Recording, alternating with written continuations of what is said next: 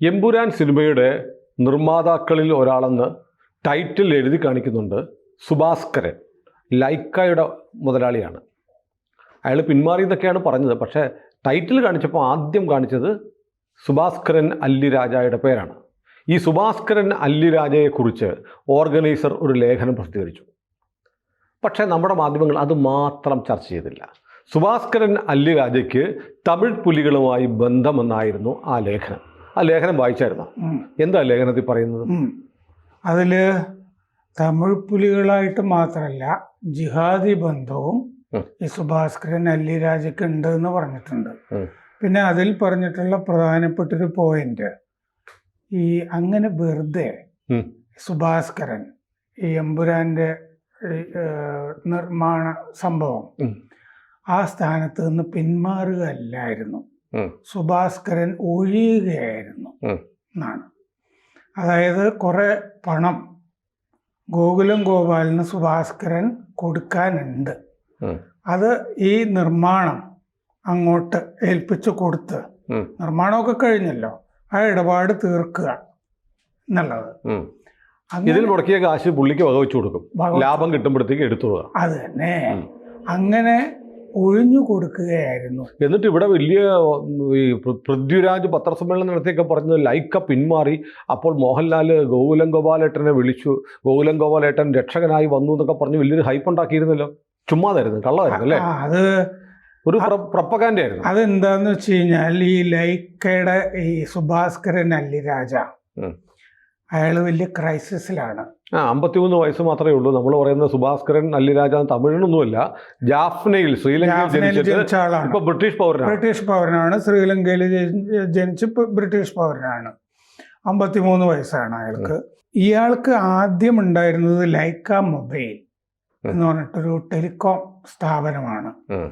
അങ്ങനെ ടെലികോം സ്ഥാപനം ബ്രിട്ടനിൽ ഉണ്ടാക്കിയിട്ട് ലൈക്ക ടെൽ എന്നുള്ള പേരിൽ ഉണ്ടാക്കി. അതുമായിട്ട് നടന്ന് പിന്നെ അതിൽ നിന്നും പിന്നെ തമിഴ് പുലികൾക്ക് പല സഹായങ്ങളൊക്കെ ചെയ്തു കൊടുത്ത് ബ്രിട്ടൻ എന്ന് പറയുന്നത് ഈ ജിഹാദികളുടെയും തമിഴ് പുലികളുടെയും ഖലിസ്ഥാനികളുടെയും അല്ലേ, ഇവരുടെ ഒരു വിഹാരഭൂമിയാണ്. അതാണത് നാശത്തിലേക്ക് പോയിക്കൊണ്ടിരിക്കുന്നത്.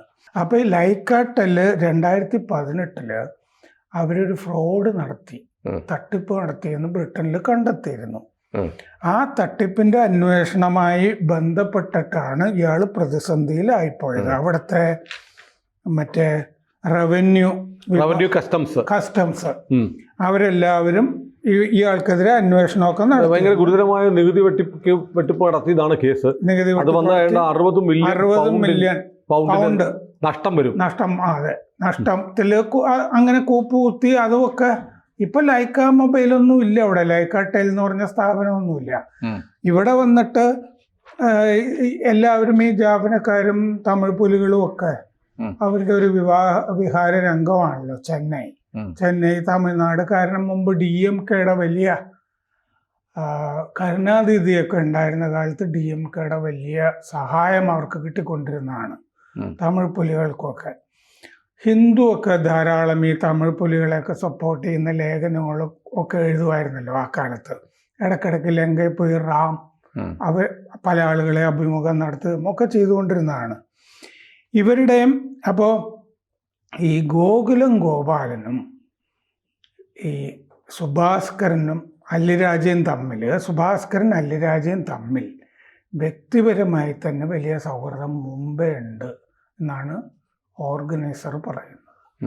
അവർ തമ്മിൽ പല സാമ്പത്തിക ഇടപാടുകളും ഒക്കെ ഉണ്ട്. ഇപ്പൊ തന്നെ ഈ ഗോകുലത്തിന്റെ അന്വേഷണം നടക്കുന്നത് വിദേശത്ത് നിന്നുള്ള പണം വരവ് സംബന്ധിച്ചിട്ടാണ്. കാഷായിട്ടും ചെക്കായിട്ടും 600 കോടി രൂപ വന്നതിനെ സംബന്ധിച്ചാണ്.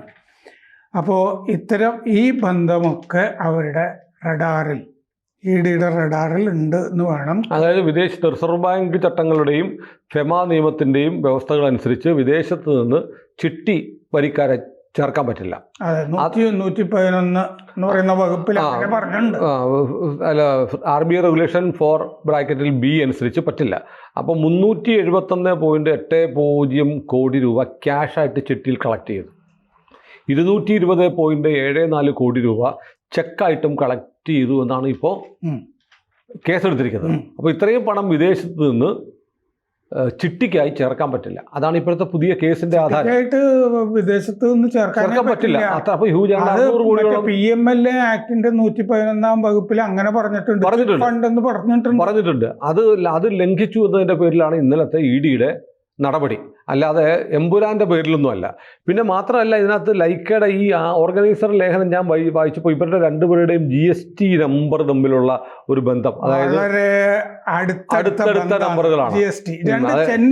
ചെന്നൈയിലാണ്, തമിഴ്നാട്ടിലെ നമ്പർ 33-, അങ്ങനെ ഒരു നമ്പർ 33-1Z1, മറ്റേത് ലൈക്കയുടേത് 33-1ZN. 33 മാത്രമല്ല, വേറെ കുറച്ച് നമ്പർ കൂടി ഉണ്ട്, ഡോട്ട് ഇട്ട് വെച്ചിരിക്കുകയാണ്. അപ്പോൾ ലൈക്കയുടെയും ഗോകുലത്തിൻ്റെയും GST നമ്പർ വരെ തൊട്ടടുത്ത നമ്പർ, അവർ തമ്മിൽ വലിയ ബന്ധമാണെന്ന് ഓർഗനൈസർ പറയുന്നുണ്ട്. അതിനെ സംബന്ധിച്ച് EDക്ക് നല്ല ധാരണ കാണും. അപ്പോൾ ഇന്നലെ പല ചാനലുകളിൽ ചർച്ച നടക്കുന്നുണ്ടായിരുന്നു, എമ്പുരാനുമായിട്ട് ഈ റെയ്ഡിന് ബന്ധമുണ്ടോ ഇല്ലയോ എന്ന് പറഞ്ഞിട്ട്. എനിക്ക് തോന്നിയത് ബന്ധം ഉണ്ടെങ്കിൽ തന്നെ എന്ത്, കാരണം നിയമാനുസൃതം നിലവിലുള്ള നിയമത്തിലെ വ്യവസ്ഥകൾ ലംഘിക്കപ്പെട്ടതിൻ്റെ പേരിലാണ് അന്വേഷണം. എമ്പുരാനിൽ ബന്ധമുണ്ടെങ്കിൽ, ഈ എമ്പുരാനുമായിട്ട് ബന്ധമുണ്ടെങ്കിൽ ഇത്തരം നിയമലംഘനം അന്വേഷിക്കാൻ പാടില്ല എന്നാണോ? അതാണ് എനിക്ക് മനസ്സിലാകാത്തത്. മാത്രമല്ല, കുറെ 2 മാസം കഴിഞ്ഞിട്ടാണ് റെയ്ഡെങ്കിലും എമ്പുരാൻ തന്നെ അപ്പോഴും പറയും. കാരണം ഈ ടൂൾ കിറ്റാണല്ലോ ഇത്, ജിഹാദി, മാർക്സിസ്റ്റ്, ഇസ്ലാമിസ്റ്റ്. അല്ല, ഇപ്പൊ എന്തെങ്കിലുമൊക്കെ കള്ളപ്പണം വെളുപ്പിക്കാനോ അത്തരം കേസോ ഒക്കെ ഉള്ള ആളുകൾക്ക് ചെയ്യാവുന്നൊരു മാർഗം സർക്കാരിനെതിരെ ഒരു സിനിമ ഇറക്കി കഴിഞ്ഞാൽ ഉടനെ ഉണ്ടോ പിന്നെ കേസ് വന്നാൽ കണ്ടില്ലേ, ഞാൻ ഈ മോദിയെ വിമർശിച്ചതുകൊണ്ട്, BJP വിമർശിച്ചുകൊണ്ട്, കേന്ദ്ര സർക്കാരിനെ വിമർശിച്ചുകൊണ്ട് എനിക്കിത് റെയ്ഡെന്ന് പറയാം. അതെ, കാണിച്ച കളവ് അല്ലെങ്കിൽ കള്ളത്തരം കാണിച്ചിട്ടുണ്ടെങ്കിൽ അത് പൊതിഞ്ഞു വെക്കാൻ ഒരു ആവരണം. ഇത് എന്താന്ന് വെച്ച് കഴിഞ്ഞാൽ, ഇപ്പോൾ മറ്റേ ആന്റണി പെരുമ്പാവൂരിന് നോട്ടീസ് കിട്ടിയിരിക്കുന്ന സിനിമ ലൂസിഫർ, മരക്കാർ എന്ന് പറഞ്ഞ സിനിമ വന്നില്ലേ, കുഞ്ഞാലി മരക്കാർ, അറബിക്കടലെ സിംഹം, അതിൻ്റെ രണ്ടിൻ്റെയും കണക്കിൽ സംശയമുണ്ട്. അപ്പോൾ ഇൻകം ടാക്സ് കയറി കഴിഞ്ഞിട്ടാണ് സത്യത്തിൽ ED വരുന്നത്, അല്ലാതെ ED ആദ്യം കയറുന്ന പരിപാടി. ചാനൽ ചർച്ച കണ്ടു കഴിഞ്ഞാൽ തോന്നും ED എമ്പുരാൻ കണ്ടിട്ട് ED കയറിയതാണെന്ന്. ED അങ്ങനെ കയറുന്ന പരിപാടി ഇല്ല. ഇൻകം ടാക്സ് ഒക്കെ കയറി അവർ കുറേ വിവരങ്ങൾ അവർക്ക് അന്വേഷിക്കാൻ പറ്റാത്തത് കൊടുക്കുമ്പോഴാണ് ED വരുന്നത്. മറ്റേ ആന്റണി പെരുമ്പാവൂരിനോട് ചോദിച്ചിരിക്കുന്ന എമ്പുരാന്റെ കണക്കല്ല, മറ്റേ കുഞ്ഞാലി മരക്കാറും ലൂസിഫറിൻ്റെ കണക്കാണ് അതിൻ്റെ നിർമ്മാണത്തിൽ. കാരണം ഈ പലതരത്തിൽ കള്ളപ്പണം വെളുപ്പിക്കാനായിട്ട് സിനിമയെ ഉപയോഗിക്കുന്നുണ്ട്. നേരത്തെ ലോട്ടറി ഉപയോഗിച്ചിരുന്ന പോലെ ഇപ്പോൾ സിനിമ ഉപയോഗിക്കുന്നുണ്ട്. അപ്പോൾ പൃഥ്വിരാജിനോട് 3 സിനിമയുടെ കാര്യമാണ് പറഞ്ഞത്. അതെ, അത് നമ്മൾ പറഞ്ഞു കഴിഞ്ഞു. പക്ഷേ നമ്മൾ ഈ ലൈക്കയുടെ കാര്യം പറയുമ്പോൾ, ഈ സുഭാസ്കറിൻ്റെ കാര്യം പറയുമ്പോൾ 2016 ഫ്രാൻസിൽ ലൈക്കയുടെ 20 സ്റ്റാഫിനെ, ജീവനക്കാരെ കള്ളപ്പണ ഇടപാടിൽ അറസ്റ്റ് ചെയ്തിട്ടുണ്ട് ലൈക്കയുമായി ബന്ധപ്പെട്ട്. എന്നിട്ട് മാത്രമല്ല, ഫ്രാൻസിൽ കള്ളം വെളുപ്പിക്കൽ കേസിൽ അവരുടെ CEO ആയിരുന്ന ക്രിസ് ടൂളി, അതായത് ലൈക്കയുടെ സുഭാസ്കരന്റെ കമ്പനിയുടെ ചീഫ് ഓപ്പറേറ്റിംഗ് ഓഫീസറെ കള്ളപ്പണം വെളുപ്പിച്ചു എന്ന പേരിൽ, ക്രിസ് ടൂളി എന്നാണ് അയാളുടെ പേര്, അയാളെ 2023 ജയിലിലടച്ചിട്ടുണ്ട്. ഇങ്ങനെ ആകെ നഷ്ടത്തിലേക്ക് കൂപ്പുകുത്തുന്ന ഈ സുഭാസ്കരൻ യഥാർത്ഥത്തിൽ ആരുടെ ബിനാമി എന്നുള്ള ചോദ്യമുണ്ട്. അല്ല, ഇത് മാത്രമല്ല, സുഭാസ്കരന്റെ ഓഫീസുകളിൽ 2023 ED റെയ്ഡ് നടന്നിട്ടുണ്ട്. പിന്നെ ഇയാൾ മുമ്പ് ലങ്ക പ്രീമിയർ ലീഗ് ക്രിക്കറ്റ്, അതും ഇതുപോലത്തെ ഒരു തട്ടിപ്പ് പരിപാടിയല്ലേ ഈ ക്രിക്കറ്റ്. ജാഫ്ന കിങ്സ്, ആ ഫ്രാഞ്ചൈസി ഉടമയായിരുന്നു അയാൾ, ജാഫ്ന കിങ്സ് എന്ന് പറഞ്ഞിട്ട്.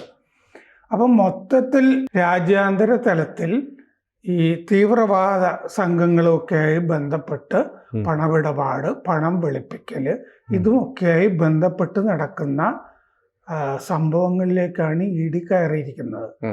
ഈ വളരെ സംശയാസ്പദമാണ് ഈ എമ്പുരാന്റെ. അല്ല, എമ്പുരാന്റെ ഇല്ല, ഞാൻ മാധ്യമങ്ങളുടെ നിലപാടാണ്. എന്തുകൊണ്ടാണ് പൃഥ്വിരാജിനെതിരെ, മോഹൻലാലിനെതിരെ, അല്ലെങ്കിൽ എമ്പുരാൻ സിനിമയ്ക്കെതിരെ ഓർഗനൈസർ ലേഖനം എഴുതിയത് വലിയ വാർത്തയാക്കിയ നമ്മുടെ മാധ്യമങ്ങൾ ലൈക്ക സുഭാസ്കറിനെതിരെ ഓർഗനൈസറിൽ വന്ന ലേഖനത്തെക്കുറിച്ച് കാമാന്നും മിണ്ടിയിട്ടില്ല. അപ്പോൾ ലൈക്കയുടെ പറ്റുമതി നമ്മുടെ മാധ്യമങ്ങൾക്ക് സുഭാസ്കറിനെ പറ്റിയും ചർച്ച ചെയ്യാവുന്നതാണ്. അല്ല, ചെയ്യാതിരുന്നത് എന്തുകൊണ്ടാണ്? ലൈക്കയിൽ നിന്ന് എന്തെങ്കിലുമൊക്കെ നമ്മുടെ മാധ്യമങ്ങൾക്ക് കിട്ടുന്നുണ്ടോ? അതെ, അങ്ങനെ കിട്ടിയിട്ടുണ്ടാകാം മുമ്പ്. ഇപ്പോൾ മറ്റേ പ്രതിസന്ധിയിലേക്ക് പോയല്ലോ, ഇപ്പൊ കിട്ടാനൊന്നുമില്ല. മുമ്പ് ഏതായാലും സിനിമയായി ബന്ധപ്പെട്ടിട്ട് ലൈക്ക ഒരുപാട് സിനിമകൾ നേരത്തെ എടുത്തിട്ടുണ്ട്. ഒരുപാട് സിനിമകളുണ്ട്.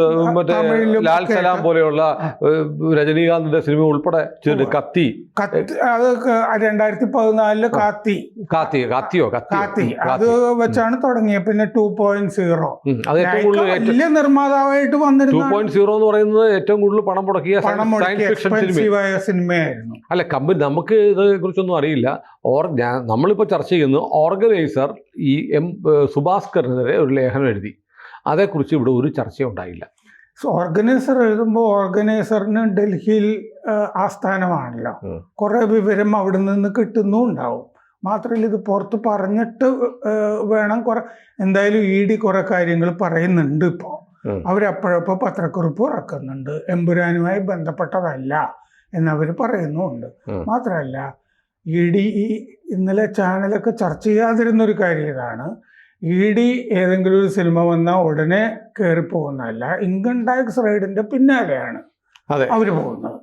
ഏതായാലും സുഭാസ്കറിനെ കുറിച്ചും ഓർഗനൈസർ എഴുതിയിരുന്നു എന്നുള്ളത് പറയാൻ മാധ്യമങ്ങൾ മറന്നുപോയതുകൊണ്ട് നമ്മളൊന്ന് പറഞ്ഞു എന്നേ ഉള്ളൂ. കൂടുതൽ വാർത്തകളും വിശേഷങ്ങളും നിങ്ങളിലേക്ക് എത്താൻ ABC മലയാളം സബ്സ്ക്രൈബ് ചെയ്യുക, ബെൽബട്ടനും അമർത്തുക.